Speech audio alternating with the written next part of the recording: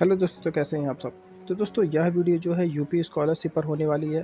तो जो भी बच्चे इस बार यूपी स्कॉलरशिप का फ़ार्म भरना चाहते हैं, यानी कि वजीफ़ा का फ़ार्म, तो यह वीडियो पूरा देखेंगे, क्योंकि इस वीडियो में हमने ये बताया है कि आपको फ़ॉर्म भरने में कौन से डॉक्यूमेंट्स की ज़रूरत पड़ने वाली है।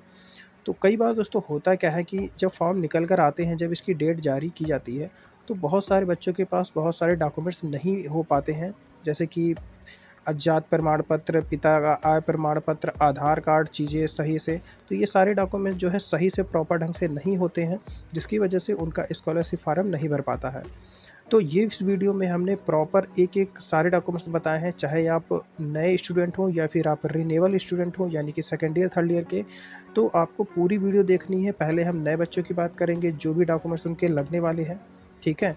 अगर आप बीए, बीएससी, बीकॉम किसी भी कोर्स के स्टूडेंट हैं, तो ये डॉक्यूमेंट्स ही आपके सारे लगेंगे, इसके अलावा कोई भी डॉक्यूमेंट्स नहीं लगेगा। अगर ये डॉक्यूमेंट्स आप प्रॉपर अच्छे तरीके से तैयार रखते हैं, तो आपका स्कॉलरशिप फ़ार्म बहुत ही आसानी से फिल हो जाएगा। तो चलिए हम इस वीडियो में स्टार्ट कर लेते हैं। तो यहाँ पर सबसे पहले हम फ्रेश, जो भी बच्चे फ्रेश फॉर्म भरना चाहते हैं, यानी कि फर्स्ट ईयर के, ठीक है? और हो सकता है कि आप सेकंड ईयर या थर्ड ईयर के स्टूडेंट हों, तो आप, अगर आप नया भरना चाहते हैं, पिछले वर्ष अगर आपका जो है फ़ार्म रह गया था, तो इस बार भी आप ये सारे डॉक्यूमेंट्स तैयार रखेंगे, जिससे कि आप नया फ़ार्म अपना फिल कर सकते हैं। तो यहाँ पर जो डॉक्यूमेंट्स हमने बताए हैं, बहुत ध्यान से देखिएगा, ठीक है? क्योंकि ये डॉक्यूमेंट्स अगर आपके पास नहीं है, तो हो सकता है कि आगे आपको जो स्कॉलरशिप फ़ार्म भरने में प्रॉब्लम होगी। तो यहाँ पर सबसे पहले हम बात कर लेते हैं कौन-सा डॉक्यूमेंट्स काफ़ी ज़्यादा इम्पोर्टेंट है, क्योंकि जो भी बच्चे बीए, बीकॉम, बीएससी में अभी हाल ही में जिन्होंने एडमिशन लिया है, तो उनका जो पहला डॉक्यूमेंट्स होगा, उनका एलयूआरएन फ़ार्म। क्योंकि पिछली बार दोस्तों होता क्या था, थोड़ा-सा पोर्टल चेंज कर दिया गया है इस बार। तो पिछली बार सिर्फ़ रोल नंबर से काम चल जाता था, ठीक है? यानी कि एनरोलमेंट नंबर बोला जाता है, एनरोलमेंट या फिर रोल नंबर डालकर आप अपने फ़ॉर्म को फिल कर सकते थे। बट यहाँ पर एक नया डॉक्यूमेंट्स इस बार बढ़ा दिया गया है, एलयूआरएन फॉर्म नंबर। तो यहाँ पे उसकी जगह पे आपका एलयूआरएन फॉर्म नंबर पड़ने वाला है, ठीक है? तो ये फॉर्म जिसका भी खो गया हो, ना हो, ठीक है? तो इस डॉक्यूमेंट्स को आप जो है ढूँढ के रख लेंगे, जिससे कि आपको आगे प्रॉब्लम ना हो। उसके बाद यहाँ पर अगला जो आपका जो डॉक्यूमेंट्स है, ये आपका जो है 10th की जो मार्कशीट होती है दोस्तों, ये लगने वाली है, ठीक है? तो जो भी बच्चे फर्स्ट ईयर के हैं, अगर आपकी 10th की मार्कशीट खो गई है, तो इसको जो है ढूँढ लें। अगर कॉलेज से नहीं लेकर आए हैं आप, जहाँ पहले पढ़ते थे, तो उस वहाँ से ले आइए, क्योंकि ये डॉक्यूमेंट्स आपका इम्पोर्टेंट है, लगने वाला है। इसके अलावा जो तीसरे नंबर पे डॉक्यूमेंट्स आता है आपका, ये आपका 12th की मार्कशीट आता है। तो 12th की मार्कशीट जिसके पास नहीं है, ये भी आपको ढूँढ के रख लेना है, ठीक है? जिससे कि आपको आगे जाके ढूँढना ना पड़े और समय आपका वेस्ट ना हो। उसके अलावा यहाँ पे तीसरे के बाद चौथे की बात कर लेते हैं, तो चौथे नंबर पे कौन-सा डॉक्यूमेंट्स आता है? तो यहाँ पे चौथे नंबर पर आपका जो डॉक्यूमेंट सबसे ज़्यादा इम्पोर्टेंट है, वह है आपका आधार कार्ड।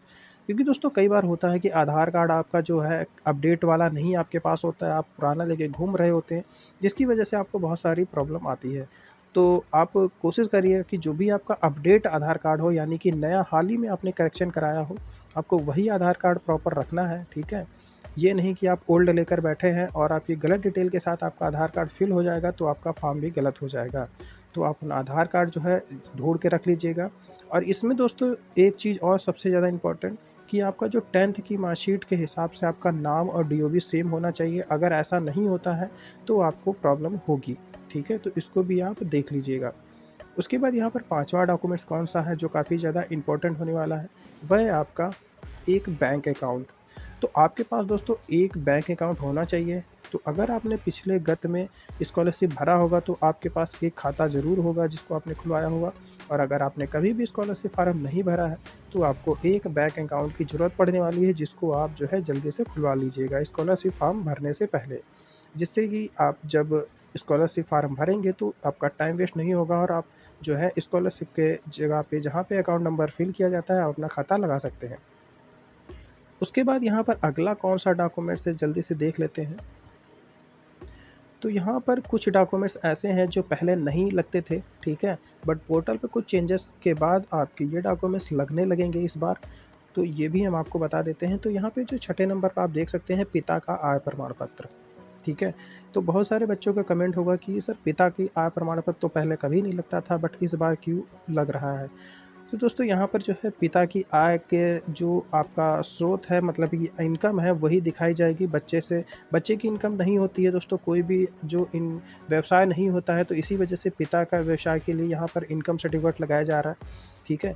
तो अगर आपके पिता का इनकम सर्टिफिकेट नहीं बना है तो जल्दी से इसको बनवा लीजिएगा, क्योंकि इसमें दोस्तों 5 से 6 दिन लग जाते हैं बनने में, ठीक है। तो इसको अगर बनवा के रख लेंगे जल्दी, तो आगे आपको टाइम वेस्ट नहीं करना पड़ेगा। उसके बाद यहाँ पे 7वें नंबर की बात कर लेते हैं, कौन सा डॉक्यूमेंट्स लगने वाला है। तो यहाँ पर आपका जात प्रमाण पत्र लगने वाला है।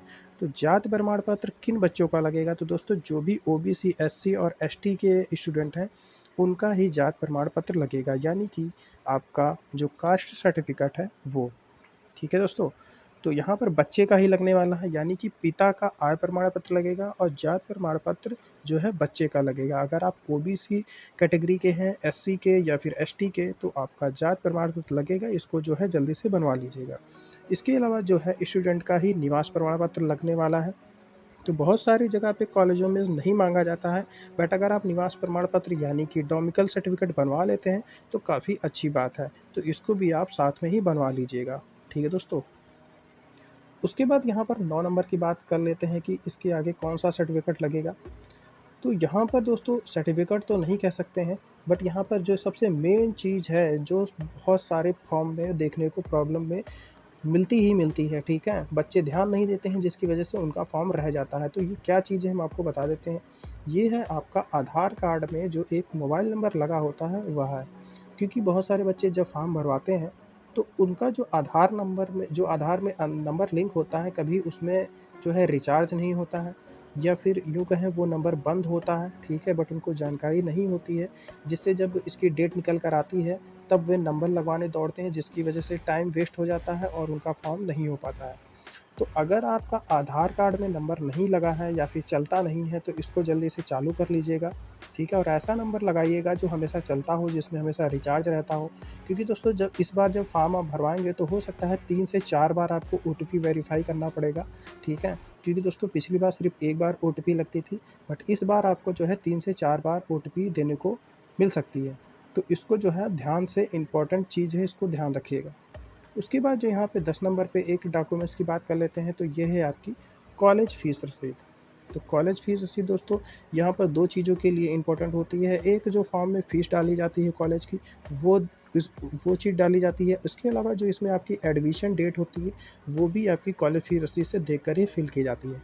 तो ये सारे जो आपके 10 डॉक्यूमेंट्स हैं, यानी कि 10 डॉक्यूमेंट्स हमने आपको बताए हैं, 10 चीज़ें बताई हैं, इसको आप ध्यान रखिएगा। और इसमें से कोई भी चीज़ अगर आपकी कम है, तो इसको प्रॉपर जो है ढंग से इसको तैयार कर लीजिएगा। क्योंकि दोस्तों स्कॉलरशिप फॉर्म जब आता है, तो इसकी डेट लिमिटेड रहती है, और आपकी जो फॉर्म भरने की जो तैयारी है वो बेकार नहीं जाएगी, ठीक है? समय रहते आप भरवा लेंगे और स्कॉलरशिप आपको मिल जाएगा। तो यहाँ पर दोस्तों एक चीज़ और आपको बता देते हैं कि अगर आप एमए के स्टूडेंट हैं, तो आपको 10th 12th के अलावा जो एक्स्ट्रा एक डॉक्यूमेंट्स लगने वाला है इन सब के, वह है आपकी ग्रेजुएशन की मार्कशीट, ठीक है दोस्तों। तो जो भी आपके पोस्ट ग्रेजुएशन के कोर्स होंगे, उसमें आपका ग्रेजुएशन की मार्कशीट ज़रूर ही लगेगी। तो ये सारे डॉक्यूमेंट जितने भी फर्स्ट ईयर के स्टूडेंट हैं, चाहे बीए, बीकॉम, बीएससी के, ये सभी आपको तैयार कर लेने हैं, ठीक है? इसमें से कोई भी अगर कन्फ्यूजन आ रहा है इन डॉक्यूमेंट्स के बारे में पूछने में, तो आप कमेंट करके पूछ सकते हैं। इसके अलावा अब बात कर लेते हैं रिन्यूएबल स्टूडेंट के बारे में, जो सेकंड ईयर के हैं, ठीक है? तो यहाँ पर हम सेकंड ईयर के लिए भी थोड़ी-सी लिस्ट लाए हैं, जो डॉक्यूमेंट्स आपको तैयार रखने हैं। तो कौन से डॉक्यूमेंट्स आपको तैयार रखने हैं, तो जल्दी से देख लेते हैं। तो यहाँ पे जो डॉक्यूमेंट्स आपको प्रॉपर आपको चाहिए, वे हैं, आपको सबसे पहले आपको एक जो स्कॉलरशिप फार्म आपका ओल्ड वाला होगा, यानी कि गत वर्ष वाला, तो ये आपको चाहिए होगा। जो भी बच्चे सेकंड ईयर के हैं, उनके लिए ये डॉक्यूमेंट्स अनिवार्य हैं। तो यहाँ पे स्कॉलरशिप फार्म आपको चाहिए होगा, जो पिछली बार आपने भरवाया था। इसके अलावा यहाँ पर एक आपको आधार कार्ड चाहिए होगा, जिसमें से आधार कार्ड नंबर डाल के आपको वेरीफाई करना होगा, ठीक है?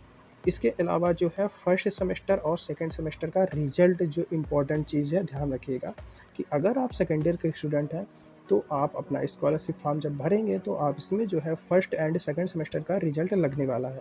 तो अगर आपके पास नहीं है, तो इसको तैयार रखिएगा, ठीक है दोस्तों। इसके अलावा यहाँ पर 2 डॉक्यूमेंट्स और हैं, जल्दी से देख लेते हैं। वे हैं आपकी सेकंड ईयर की कॉलेज की फ़ीस रसीद। जब आपने दोस्तों सेकंड ईयर में एडमिशन लिया होगा अपने कॉलेज में, तो इसकी एक फ़ीस रसीद मिली होगी, जो आपको इस बार लगने वाली है स्कॉलरशिप फॉर्म भरने में। इसके अलावा आधार कार्ड में एक जो मोबाइल नंबर लगा होगा वो आपका चालू होना चाहिए। अगर ये नंबर बंद है तो आपका फ़ार्म इस बार नहीं फिल हो पाएगा।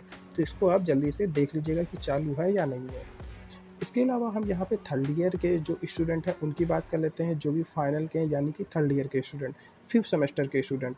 तो इनके लिए क्या डॉक्यूमेंट्स लगने वाले हैं, तो इनके लिए भी यही डॉक्यूमेंट्स लगने वाले हैं। आपका स्कॉलरशिप फॉर्म लगने वाला है जो पिछली वर्ष आपने भरवाया था। इसके अलावा आधार कार्ड लगने वाला है। इसके अलावा थर्ड और फोर्थ सेमेस्टर का रिजल्ट लगने वाला है। तो अगर आप थर्ड ईयर के स्टूडेंट हैं यानी कि 5th सेमेस्टर के, तो आपका थर्ड सेमेस्टर और फोर्थ सेमेस्टर का रिजल्ट इस बार लगेगा, ठीक है? तो ध्यान रखिएगा। इसके अलावा आपको थर्ड ईयर कॉलेज में जो फ़ीस रसीद मिली होगी कॉलेज में एडमिशन लेते समय थर्ड ईयर के, ये लगने वाली है।